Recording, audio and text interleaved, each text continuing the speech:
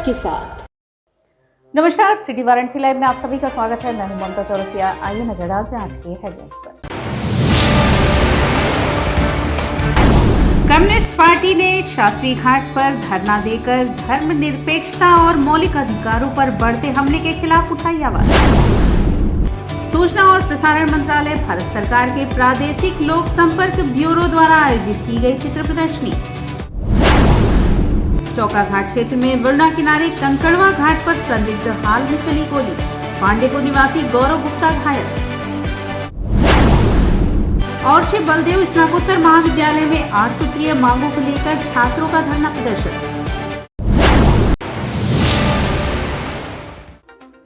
और अब खबरें विस्तार से।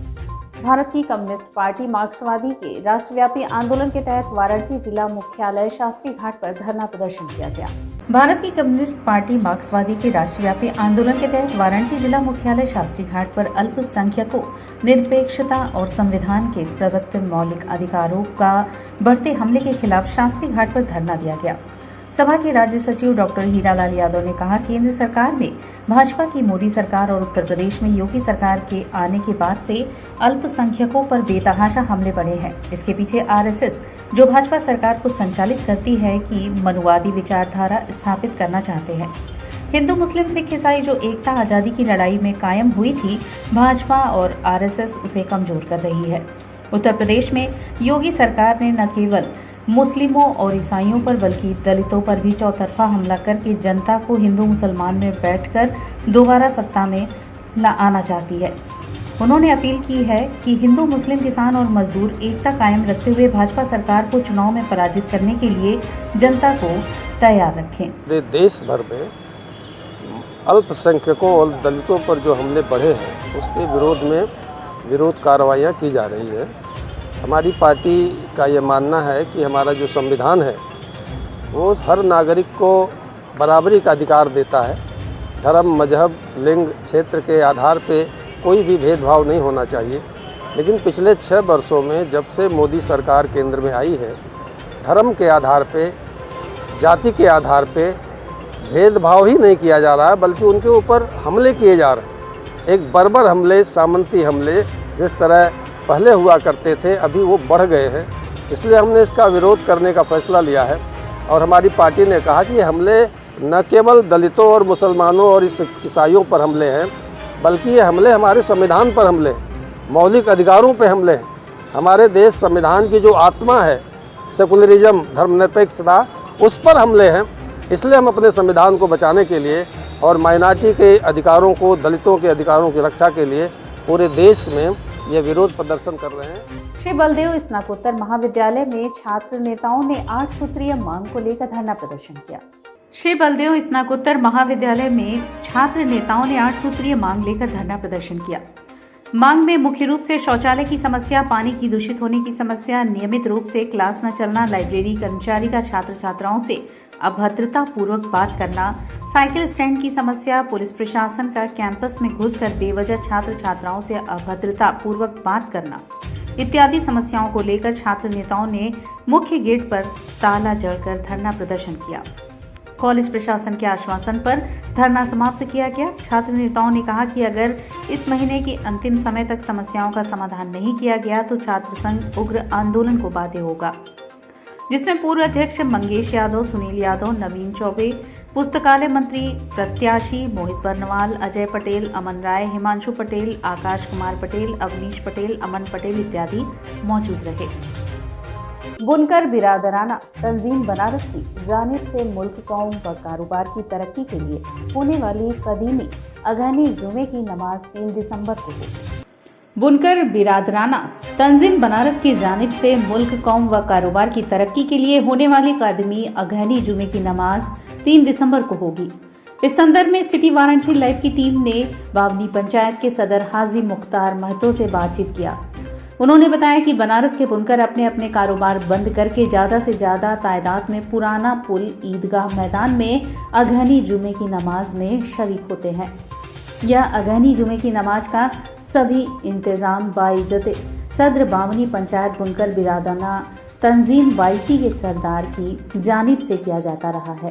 इस साल भी 22वीं तंजीम के मुकीम सरदार गुलाम मोहम्मद उर्फ दरोगा इस अहकाम को अपनी देखरेख में पूरा कर रहे हैं। इस दिन बनारस के सभी बुनकरों से अपना अपना कारोबार बंद करने की सभी महतो सरदार की जानिब से अपील की गई है। सभी बुनकर भाई अपनी मुर्री बंद रखें।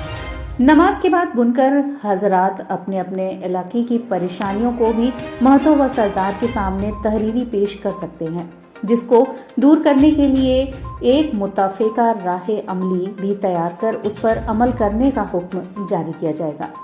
दुनिया में आमतौर पर आवाम अपने भलाई के लिए हुकूमतों से अपनी मांगे पेश करते रहे हैं। हमारे बुजुर्गों ने सरकारों के साथ साथ अल्लाह से दुआ करने को तरजीह दिया, जिसके नतीजे में इस नमाज की बुनियाद पड़ी जो एक अरसे कदीम से आज तक कायम है। हम बुनकरों का यह मानना है कि अल्लाह ताला इस नमाजो दुआ के तुफैल में हमारे मुल्क को और यहाँ की आवाम को सभी तरह के आफते नागियाहनी से महफूज रखता है। हाजी हमारी अपील है कि ज़्यादा से ज़्यादा तादाद में इस अगहनी जुमे में हमारे बुनकर भाई शरीक हों। इसी के साथ हम सभी मस्जिदों में नमाज जुमा पढ़ाने वाले इमामों से भी अपील करते हैं कि बाद नमाज अपने मुल्क, कौम व कारोबार की तरक्की के लिए मखसूस दुआ फरमाएं। बावनी पंचायत एक अपील है, ये 3 तारीख बरोज़ जुमा कुल कहना में नमाज जुमा दुगाना अदा करने के लिए आप लोग अपने अपने कारोबार बंद रखकर वहाँ पर शरीक हों और दुआ में शामिल हों और अपनी तरक्की के लिए, मोहल्ले की तरक्की के लिए, शहर की तरक्की के लिए, मुल्क की तरक्की के लिए अपना रो के दुआ मांगते हैं। इसमें शरीक होना बहुत ज़रूरी है। अपना अपना कारोबार जुमा के दिन 3 तारीख है अंग्रेज़ी, उस दिन अपना कारोबार बंद रखें और दुआ में शामिल दोगाना में। और अपील यही है कि हर आदमी पर अमल करें और ज़्यादा से ज़्यादा लोग वहाँ पहुँचें। क्या है इसके पीछे कहानी, क्या है? ये कहानी पहले परंपरा से 400-500 साल पहले की है कि बहुत कहत पड़ गया था बुनकरी का कारोबार, खेत खलियान का कारोबार। बारिश कई साल नहीं हुई थी तो बहुत तबाही के हालात जब बहुत बढ़ गए तो लोगों ने, पहले के बुज़ुर्गों ने ये हुआ कि जंगल में जाके खुले में दुआ मांगो। उस ज़माने में उसी मस्जिद ईदगाह में, ये बनारस में ही खाली है, और वहाँ पे दुआ मांगी गई और अल्लाह ताला ने दुआ कबूल किया। उसके बाद हर आदमी खुशहाल हुआ। उसके बाद धीरे धीरे करके हर आदमी का कारोबार सीधा हुआ। जब भी कोई मुसीबत पड़ती है तो दुआ के लिए हम लोग दौड़ते हैं। तो हर साल वही परंपरा, उसी जगह पर दोगाना जुमा की नमाज अदा करना, बाद में दुआ खानी करना, दुआ में सब चीज़ की तरक्की के लिए दुआ करना, हर आदमी के लिए दुआ खानी में करना, आपस में मेल जोल रखना, आपस में इत्तेफाक राय खुशी मनाना, हर तरीके वहाँ पे दुआ होती है। इसलिए कि मतलब ही कि हम लोग आपस में मिलजुल के रहेंगे और तरक्की का, ज़हनी तरक्की भी इसमें लायक है। लिहाजा हर आदमी अपने अपने काम में कारोबार उस रोज़ बंद करके उस जगह पर जाते हैं और दोगाना नमाज अदा करते हैं और वहाँ पर हम सब लोग मिल के दुआ में मांगते हैं। अल्लाह ताला हम सबको खुशी दे, अल्लाह ताला हम सबके मतलब अपने अपने कारोबार में तरक्की दे, अपने शहर की तरक्की दे, अपने मुल्क की तरक्की के लिए दुआ खास करके मांगी जाती है। चौका घाट क्षेत्र में वरुणा किनारे कंकड़वा घाट पर मंगलवार रात शराब पीने के दौरान पांडेपुर निवासी गौरव गुप्ता उर्फ गोलू को संदिग्ध हाल में गोली लग गई। चौका घाट क्षेत्र में वरुणा किनारे कंकड़वा घाट पर मंगलवार रात शराब पीने के दौरान पांडेपुर निवासी गौरव गुप्ता उर्फ गोलू को संदिग्ध हाल में गोली लग गई। गौरव के मुताबिक शराब पीने के दौरान मुंह बांधे 2 बदमाश आए और गोली चला दी। गोली गौरव के बाएं जांघ में लगी है। उसके साथ बैठे दोस्त राजा ने उसे जिला जेल के सामने निजी अस्पताल में भर्ती कराया, जहां से उसके परिजन BHO ट्रॉमा सेंटर ले गए। पुलिस की आरंभिक पूछताछ में आपसी रंजिश की बात सामने आ रही है। गौरव का पांडेपुर चौराहे पर कॉम्प्लेक्स व मकान है। मकान की किराएदारी को लेकर पिछले 2 साल से विवाद चल रहा है। मौके पर ADCP वरुणा जोन प्रबल प्रताप सिंह, ACP सारनाथ ज्ञान प्रकाश राय, लालपुर पांडेपुर थाना प्रभारी सुधीर कुमार सिंह पहुंचे। उनकी मां मंजू से पूछताछ की। मंजू ने बताया कि किराएदारी का विवाद पहले से है। 10 दिन से वह थाने का चक्कर भी काट रही थी। इसी बीच उसके बेटे को गोली मार दी गई। घायल गौरव गुप्ता और गोलू पर पहले से 2 मुकदमे दर्ज हैं। उस पर हत्या के प्रयास के 2 मुकदमे कैंट थाने में दर्ज हैं। एक मुकदमे में वह पांडेपुर के शातिर बदमाश गौरव गुप्ता उर्फ गरम गोदाम के साथ सहअभियुक्त है। और यहाँ वक्त चला है एक छोटे से ब्रेक का। मिलते हैं इसके बाद। वाराणसी लाइव, सच के साथ। Best fundamental lab, best faculty, best placement set. We are proud to be a student of JDSN. I am a student of Jeevandeep Mahavidyalaya. I am proud of Mahavidyalaya for excellent faculty, best support and best infrastructure and best placement. Best fundamental lab, best faculty, best placement set. We are proud to be a student of JDSN. I am a student of Jeevandeep Mahavidyalaya. I am proud of Mahavidyalaya for excellent faculty, best support and best infrastructure and best placement. हम तोड़ेंगे ये सन्नाटा, करेंगे बात आपकी, बात बना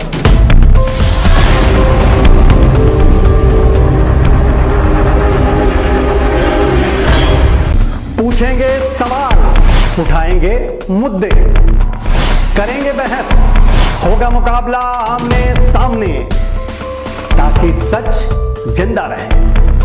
बेबाक बहस।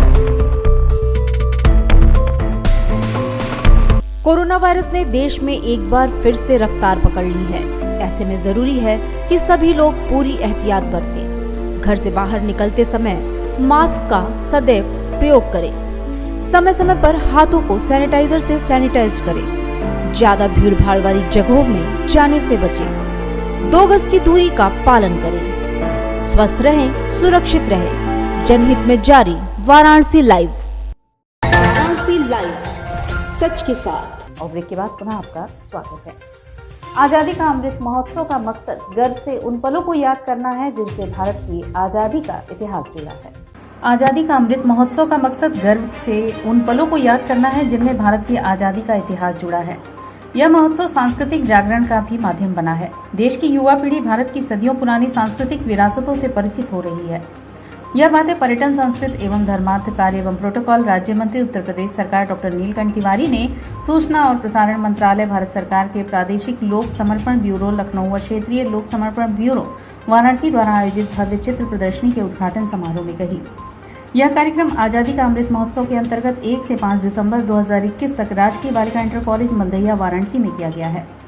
कार्यक्रम के उद्घाटन सत्र में मुख्य अतिथि मंत्री जी ने कहा कि केंद्र एवं राज्य सरकारें मिलकर देश की आजादी में योगदान देने वाले वीरों को याद कर रही हैं।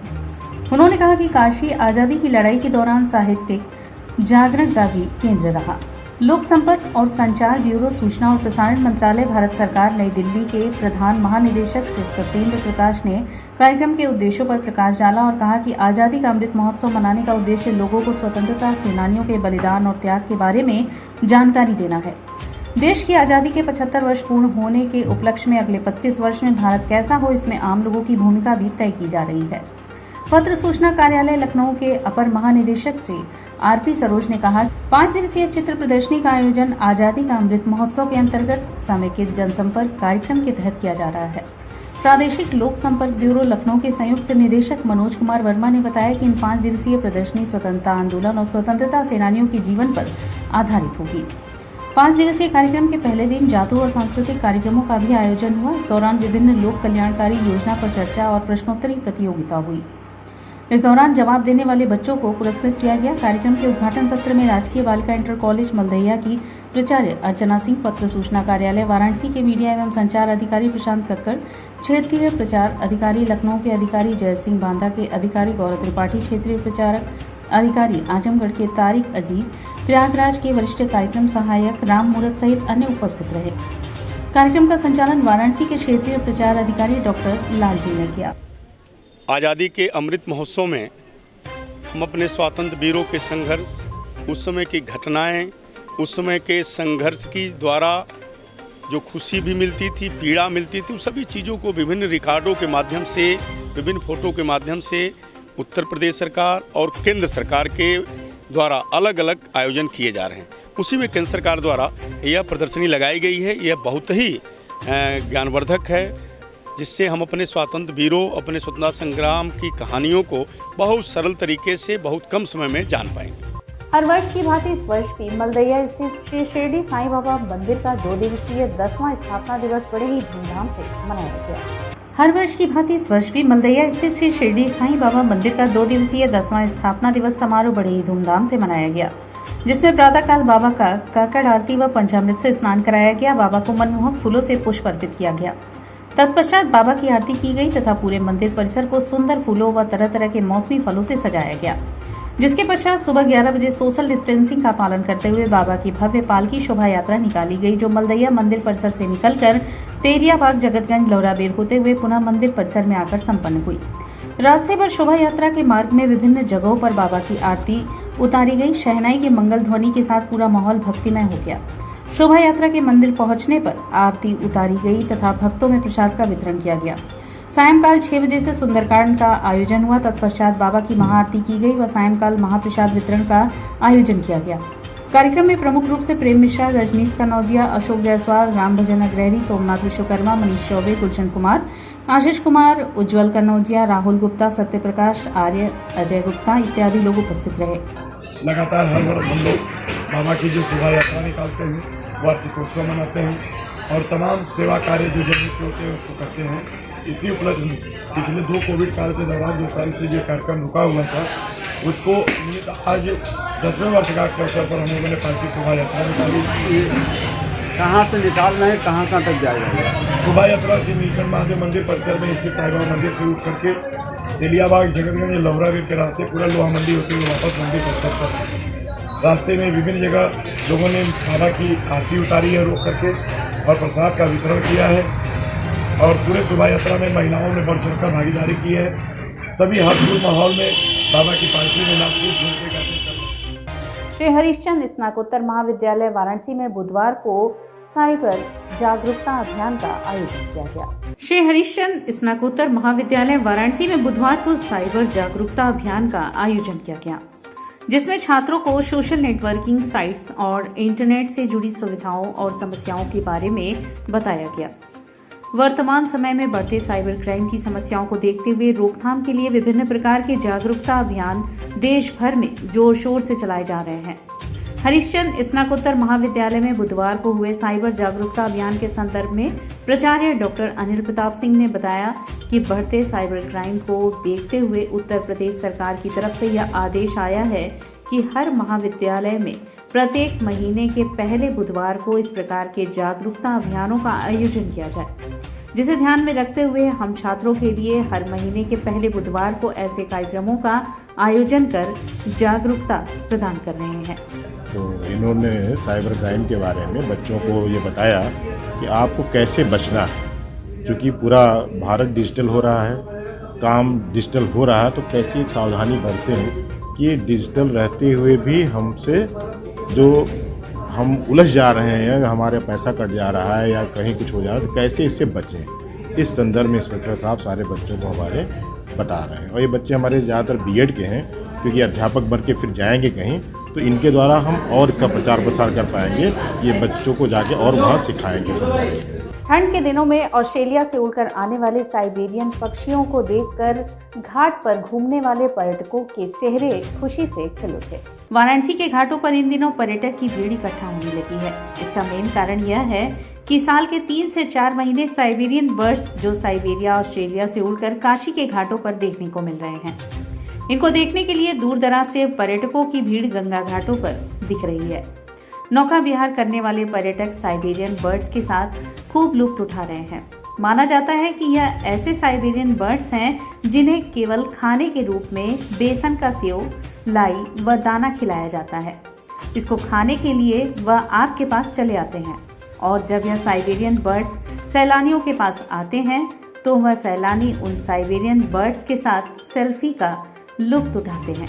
साथ ही इन पक्षियों के बीच नौका विहार का एक अलग ही नज़ारा होता है। जो ये साइबेरियन बर्ड्स आया हुआ है हमारे काशी में 4 महीने के लिए, नवंबर, दिसंबर, जनवरी, फरवरी, ये हमारे काशी में 4 महीना रहता है। ये विदेशी सैलानी है जो ऑस्ट्रेलिया से उड़ के हमारे काशी में आती है, इनका नाम है साइबेरियन बर्ड्स। और इनके आ जाने की वजह से हम लोग की जो नौका जो है जो नाव संचालन करते हैं उसकी रोजी रोटी और बढ़ जाती है। जो भी यात्री घाट पर घूमने के लिए आते हैं, जो नाव पर नहीं भी जाते हैं, वो साइबेरियन को देखकर एक नाव बुक करते हैं। जो चिड़िया का दाना होता है वो लेते हैं और खिलाते हैं, अब फोटो और सेल्फी लेते हैं, अपनी खुशी मनाते हैं। और इसी के साथ सिटी वाराणसी लाइव का यह प्रसारण यहीं समाप्त होता है। ममता चौरसिया को दी इजाजत। नमस्कार।